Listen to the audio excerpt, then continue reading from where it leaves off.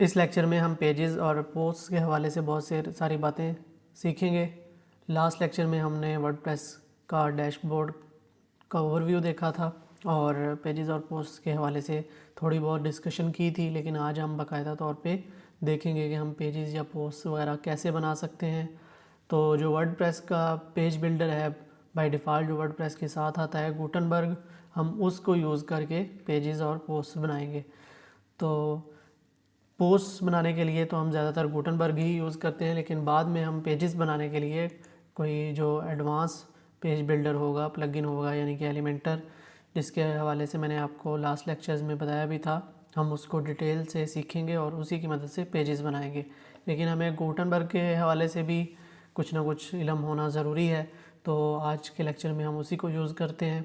तो first of all तो आपको पता होना चाहिए कि जो वेबसाइट होती है उसके ऊपर कौन कौन से इंपॉर्टेंट पेजेस होते हैं। ये मैंने आपको पहले भी एक लेक्चर में बताया था, लेकिन आज फिर डिस्कस कर सकते हैं हम, तो ताकि आपके कॉन्सेप्ट्स जो हैं वो मज़ीद बेहतर हो जाएं। तो मैं इधर लिख लेता हूँ, कुछ भी लिख सकते हैं।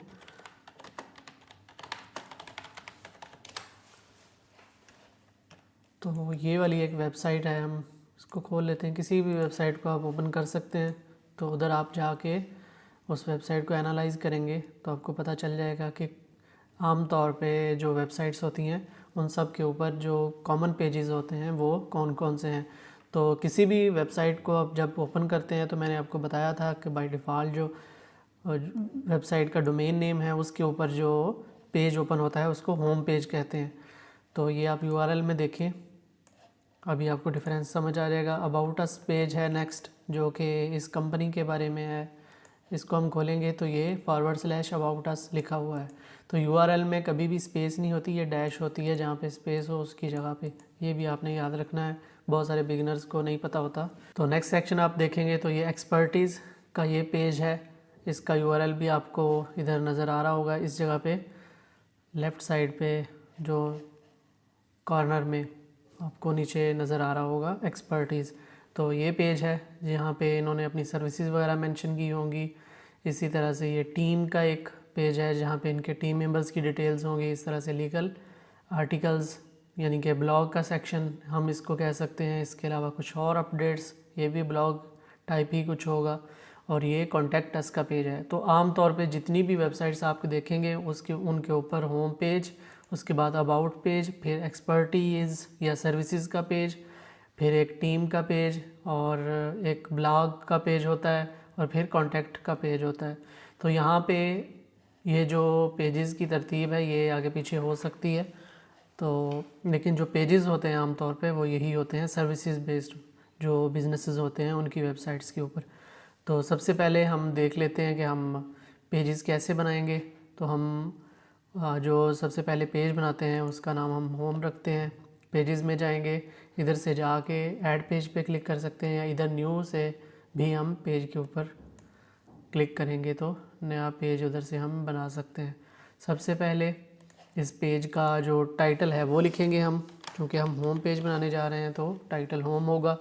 और नेक्स्ट फिर ये आपको प्लस का बटन नज़र आ रहा है, अगर आप इसके ऊपर क्लिक करेंगे तो अब आप जो मुख्तलिफ एलिमेंट्स है वो इधर प्लेस कर सकते हैं। मिसाल के तौर पे अगर आपने एक पैराग्राफ इधर लिखना है तो आप इधर से पैराग्राफ सेलेक्ट करेंगे। अगर आपने कोई हेडिंग लगानी है तो हेडिंग भी मौजूद है। इसी तरह से इमेज लगाने के लिए इसके ऊपर आप क्लिक करेंगे, गैलरी के लिए भी ऑप्शन मौजूद है, लिस्ट के लिए जो आपको बुलेट पॉइंट्स वगैरह नज़र आ रहे होते हैं उसके लिए भी ऑप्शन मौजूद है, और कोट के लिए भी ऑप्शन मौजूद है। तो ये जो 6 एलिमेंट्स हैं इनको हम सबसे ज़्यादा यूज़ करते हैं, लेकिन इसके अलावा भी बहुत सारे जो ऑप्शंस हमारे पास मौजूद हैं। ब्राउज़ ऑल पे क्लिक करेंगे तो ये लेफ़्ट साइड पे आपके पास बहुत सारे ऑप्शंस आपको नज़र आ रहे होंगे। तो लेट्स से हमने एक पैराग्राफ प्लेस करना है तो मैं इसके ऊपर क्लिक करूँगा तो ये पैराग्राफ इधर आ गया, उसकी सेटिंग्स भी यहाँ पे शो हो रही हैं। तो हम कोई भी डमी टेक्स्ट जो है वो इधर कॉपी पेस्ट कर लेते हैं।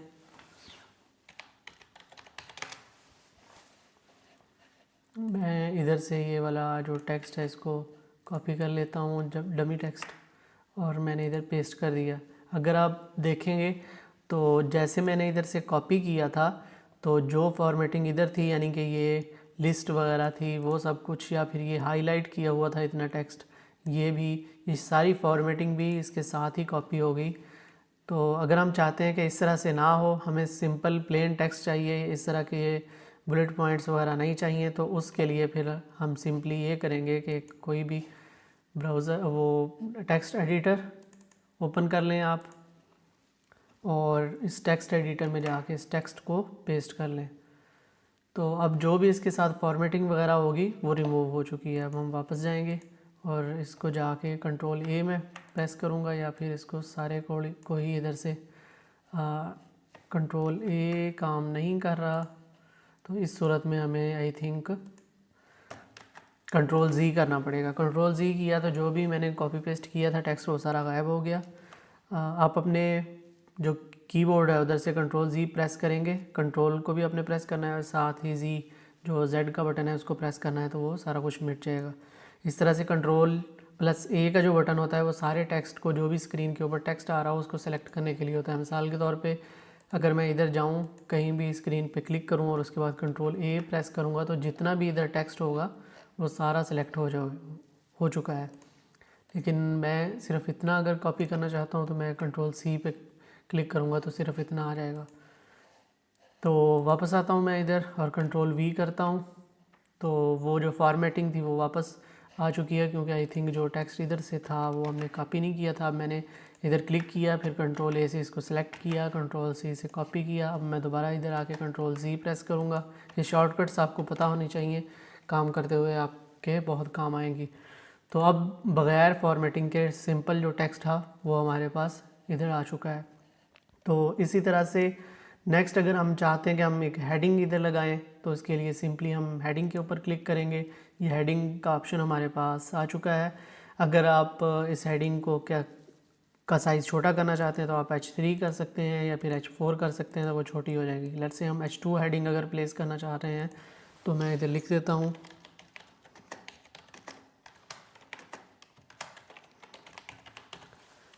तो ये हेडिंग आपके सामने है। अगर आप चाहते हैं इसको डुप्लीकेट करना तो आप डुप्लीकेट भी कर सकते हैं। इससे पहले अगर आप आपने कुछ ऐड करना हो तो वो ऐड बिफोर पे क्लिक करेंगे, तो अब इधर आप कोई और ब्लॉक जो है वो ऐड कर सकते हैं। तो इधर इस पेज बिल्डर में ये जो ऑप्शंस आपके सामने मौजूद है इनका नाम ब्लॉक्स है, लेकिन अगर आप एलिमेंटर यूज़ कर रहे होंगे तो उधर कोई और नाम है। तो इस तरह से हर पेज बिल्डर ने अपने ही इनके नाम डिफरेंट रखे हुए हैं, लेकिन मकसद जो है वो सेम ही है कि जो कंटेंट है आपकी वेबसाइट का वो पेजेस के ऊपर उसको प्रॉपर फॉर्मेट में प्लेस करना। तो नेक्स्ट हम लिस्ट देख लेते हैं। लेट्स से हम एक लिस्ट प्लेस करना चाहते हैं, तो ये लिस्ट का पहला आइटम इधर हम लिखेंगे। लेट्स से हम लिख लेते हैं 1। नेक्स्ट अगर आप इसको डुप्लीकेट करें और अब इधर आप कुछ और लिख सकते हैं। इस तरह से अगर आपने कोई भी लिस्ट बनानी हो वेबसाइट के ऊपर तो वो इस तरह से आप बना सकते हैं। तो ये 3 मैंने आपको एक्सप्लेन किए, 3 ब्लॉक्स। इस तरह से कोड का ब्लॉक है और कोड डिटेल्स और बहुत सारे ऑप्शंस इधर मौजूद हैं। तो इनमें से अब हम सबको तो नहीं देख सकते, ये बहुत सारे ऑप्शंस हैं, लेकिन मैं आपको बता देता हूँ कि इनमें से जो इम्पोर्टेंट हैं वो कौन कौन से हैं। तो जैसे मैंने आपको पहले बताया, पैराग्राफ इम्पॉर्टेंट है, आपको पता होना चाहिए इसको कैसे यूज़ करना है। फिर हेडिंग, फिर लिस्ट, कोट, और अगर आपने वेबसाइट के ऊपर कोई कोड लगाना हो तो वो भी ये विजेट आप ये ब्लॉक यूज़ कर सकते हैं, लेकिन कम ही ज़रूरत पड़ती है इस तरह से कोई कोड वगैरह लगाने की। तो टेबल अगर बनाना है तो उसके लिए भी यहाँ पे ऑप्शन मौजूद है। यहाँ पे आप सेलेक्ट करेंगे कि आप इंटर करेंगे कि कितने आपको कॉलम्स चाहिए, कितनी रोज़ चाहिए, और उसके बाद आप क्रिएट टेबल पे क्लिक करेंगे तो वो टेबल बन जाएगा। लेट्स से हमें जो हॉरिजॉन्टली रोज़ जो यानी कि जो डिवीज़न हॉरिजॉन्टली होती है उसको हम रोज़ कहते हैं, तो हम रोज़ हमें चाहिए 4 और जो कॉलम्स हैं वो हमें 6 चाहिए। मैं क्रिएट टेबल पे क्लिक करूँगा तो ये आपके सामने जो हॉरिजॉन्टली 4 रोज़ आ चुकी हैं। ये पहली रो, ये उसके बाद दूसरी, फिर तीसरी और फिर चौथी। और कॉलम्स जो हैं यानी कि उफ की जो डिवीज़न है वो 6 हैं, 3, 4, 5 और ये 6। तो इस तरह से आपके सामने टेबल भी मौजूद है। इसी के अलावा अगर आप देखें तो यहाँ पे इमेज अगर आपने प्लेस करनी है तो इमेज के ऊपर आप सिंपली क्लिक करेंगे। उसके बाद या तो आप अपने कंप्यूटर से डायरेक्टली इमेज अपलोड कर सकते हैं या फिर मीडिया लाइब्रेरी से भी सिलेक्ट कर सकते हैं। मैं मीडिया लाइब्रेरी से सेलेक्ट कर लेता हूँ। ये वाली इमेज अगर हम लगाना चाहते हैं तो ये इधर प्लेस हो जाएगी। तो इस तरह से हम इमेज भी लगा सकते हैं पेज के ऊपर। अगर आपने वीडियो लगानी है तो उसका ऑप्शन भी नीचे मिल जाएगा। अगर आपने मल्टीपल इमेजेस लगानी है तो उसके लिए ये गैलरी का ऑप्शन है। ऑडियो के लिए भी ऑप्शन मौजूद है। वीडियो अगर हमने लगानी हो तो हम या तो अपलोड कर सकते हैं अपने कंप्यूटर से या मीडिया लाइब्रेरी से लगा सकते हैं या फिर यूट्यूब वगैरह से भी हम कोई भी वीडियो इधर लगा सकते हैं। मैं यूट्यूब पे जाता हूँ तो उधर से मैं वीडियो का जो लिंक होगा उसको कॉपी कर लूँगा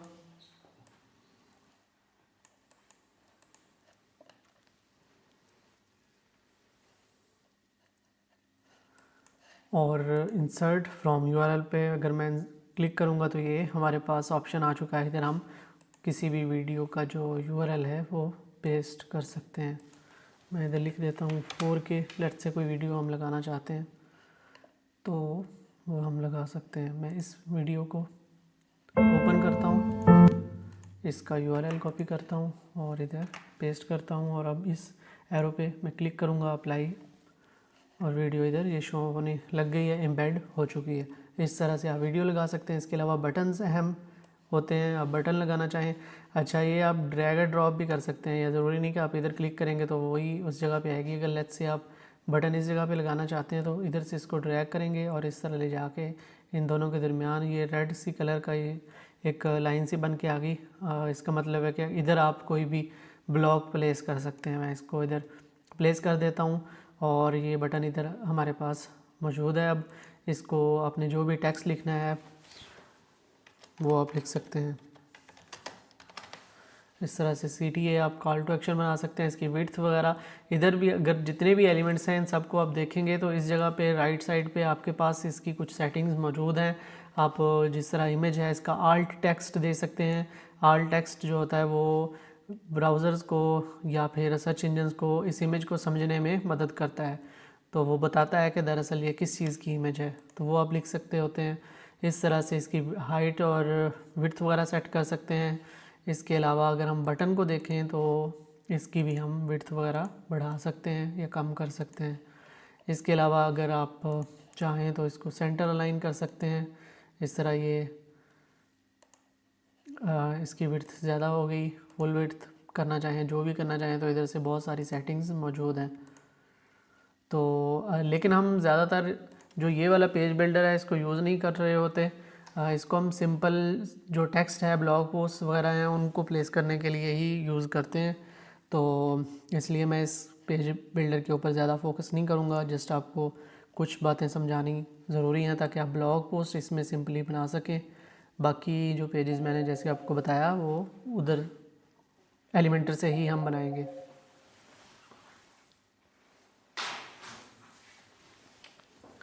तो नेक्स्ट अगर आप देखें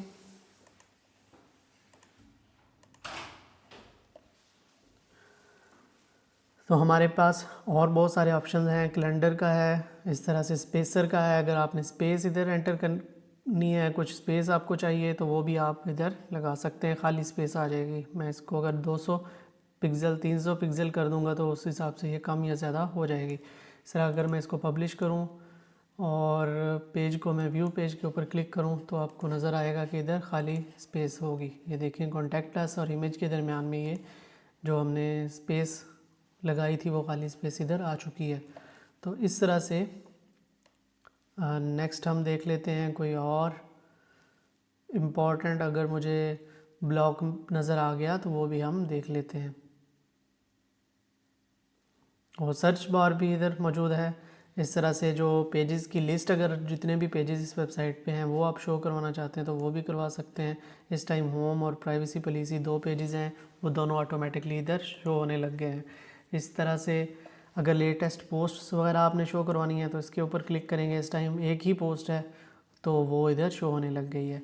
इस तरह से अगर आपने कस्टम HTML का कोड आपके पास है वो लगाना हो तो वो भी हम लगा सकते हैं। इधर हम क्लिक करेंगे और अब हम इधर कुछ भी कस्टम जो HTML है वो लिख सकते हैं। तो इस तरह से हमारे पास ये ऑप्शंस हैं। इनको आप देख लें, कुछ ना कुछ समझ लें, तो आपको काफ़ी कुछ समझ आ जाएगा। बाकी जो डिटेल्ड हम समझेंगे इन सब चीज़ों को, वो हम एलिमेंटर में समझेंगे। आप एक पेज बिल्डर को जब अच्छे तरीके से समझ लेते हैं तो आपको बाकी पेज बिल्डर्स की भी काफ़ी समझ आ जाती है।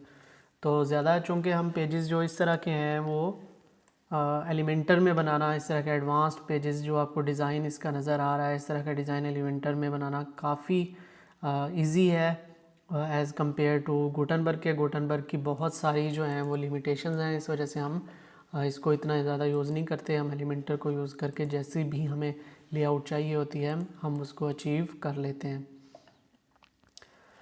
तो इसी जिस तरह से हमने ये पेज बनाया है, अगर हम पोस्ट बनाना चाहें तो उसका प्रोसेस भी सेम है एग्जैक्टली। मैं अब वापस जाऊंगा एलिमेंटर के वर्डप्रेस के बेसिकली डैशबोर्ड में। उसके लिए मैं wp-admin लिखूंगा।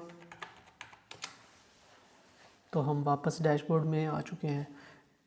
तो इधर से अगर हम चाहें तो हम पोस्ट बना सकते हैं, उसका प्रोसेस भी एग्जैक्टली सेम होगा। ऐड पोस्ट पे क्लिक करेंगे और इधर पोस्ट का टाइटल देंगे और उसके बाद सेम गुटनबर्ग पेज बिल्डर हमारे पास इधर भी अवेलेबल है और हम उसको यूज़ करके अपना जो टेक्स्ट है वो लिख सकते हैं। इमेजेस वगैरह, टाइटल, हेडिंग्स वगैरह प्लेस कर सकते हैं और जो बुलेट्स पॉइंट्स वगैरह, लिस्ट वगैरह है वो सब कुछ हम इधर प्लेस कर सकते हैं। तो ये बिल्कुल सिंपल सा प्रोसेस है। और इसी तरह से लेट्स से अगर हमारे पास कुछ पोस्ट्स हैं और हम उनकी कैटेगरीज़ बनाना चाहें तो हम कैटेगरीज़ के सेक्शन में चले जाएंगे और कैटेगरी का नाम लिखेंगे। जिधर मैं इधर लिख देता हूँ, ऐड कैटेगरी पे क्लिक करूँगा। हम जियो न्यूज़ की वेबसाइट खोल लेते हैं और उधर से कुछ आइडियाज़ ले लेते हैं just to explain you a few things. अगर हम स्क्रॉल डाउन करें तो ऐसे आपको जो भी कैटेगरीज इधर नज़र आ रही हैं आप ये कैटेगरीज बना सकते हैं।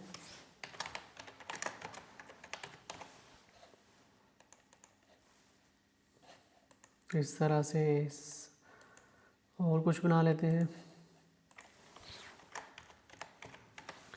चलें जी, ये 3 कैटेगरीज हमारी होगी। और अगर अब हम जाके पोस्ट में देखें, आल पोस्ट पे मैं क्लिक करूँगा और इस पोस्ट को मैं एडिट पे क्लिक करूँगा तो अब हम इस पोस्ट की कैटेगरी है वो भी सिलेक्ट कर सकते हैं। तो उसके अलावा सब पहले हम देख लेते हैं कि ये जो फीचर्ड इमेज सेलेक्ट करने का ऑप्शन है ये क्या है। सेट फीचर्ड इमेज के ऊपर मैं क्लिक करता हूँ और इस इमेज को मैं फीचर्ड इमेज सेलेक्ट कर लेता हूँ। इसके बाद इसकी कैटेगरीज़ पे मैं क्लिक करूँगा तो अब मैं अनकैटेगराइज्ड, पहले एक ही कैटेगरी थी, अब उसके अलावा जो है 3 कैटेगरीज़ हमने और बनाई हैं वो भी हमारे पास अवेलेबल हैं। मैं जितनी कैटेगरीज़ में चाहूँ इस पोस्ट को ऐड कर सकता हूँ, लेकिन मैं उसी कैटेगरी में पोस्ट को ऐड करूँगा जो कि इसके रिलेटेड है। लेट्स से ये इस कैटेगरी से रिलेटेड है तो मैं इस पे रहने दूँगा। अब टैग्स जो हैं ये अक्सर हमें हेल्प करते हैं वेबसाइट के ऊपर, जो सर्च का ऑप्शन है उसको फाल बनाने में ये काफ़ी हेल्पफुल होते हैं। अगर कोई बंदा कुछ जो भी वर्ड्स लिख के इस पोस्ट को सर्च कर सकता है तो वो मुमकिन जो भी वर्ड्स होंगे जिनकी मदद से इस पोस्ट को सर्च किया जा सकता है वेबसाइट के ऊपर, तो वो हम इधर टैग्स में लिख सकते हैं। तो सेव करते हैं और वापस जाते हैं, कैटेगरीज़ में जाएंगे तो आपको इधर नज़र आएगा कि जो वर्ड की कैटेगरी है इसके अंदर एक काउंट इसके नीचे लिखा हुआ है, यानी कि एक पोस्ट इस कैटेगरी की मौजूद है।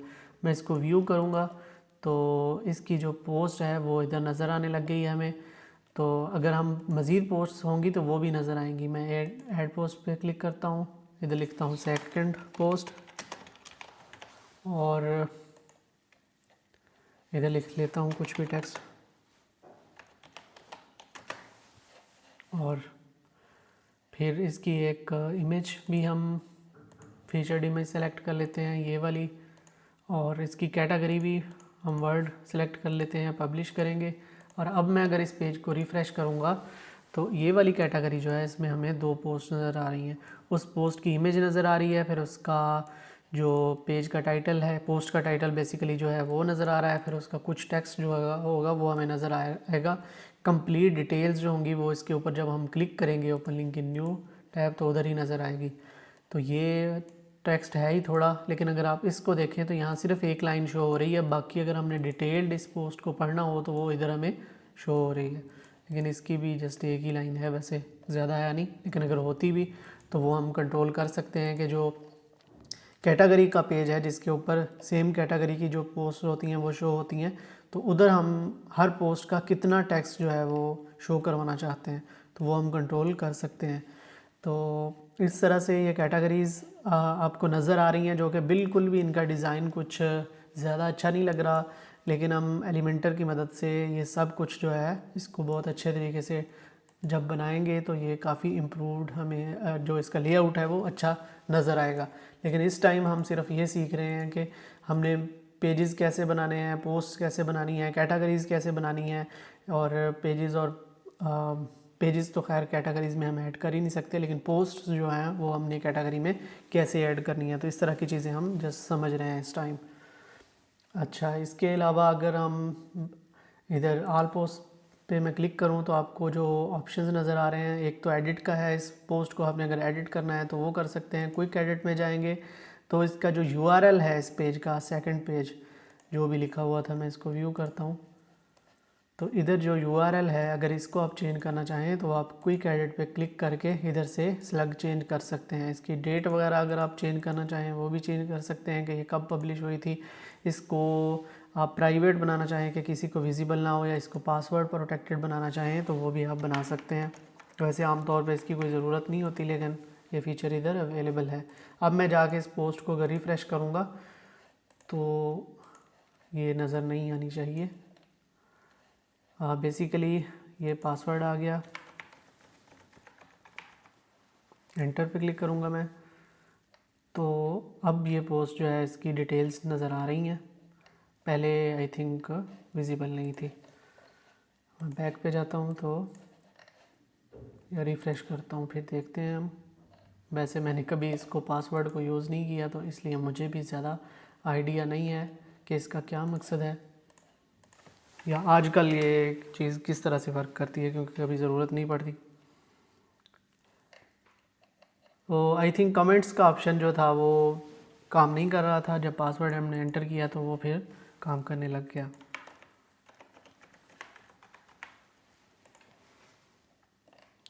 I S something like that.